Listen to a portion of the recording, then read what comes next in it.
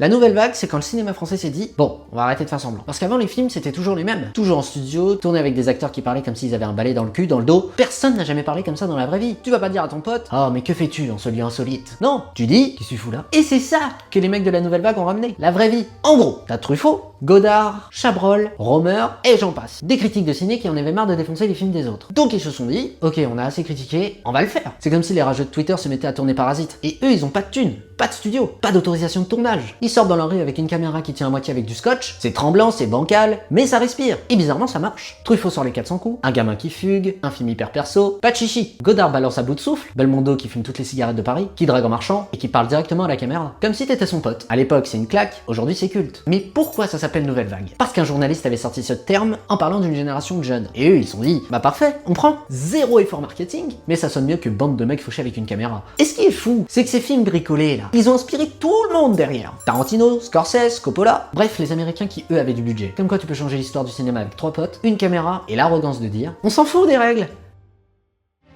Si vous n'aimez pas la mer, si vous n'aimez pas la montagne,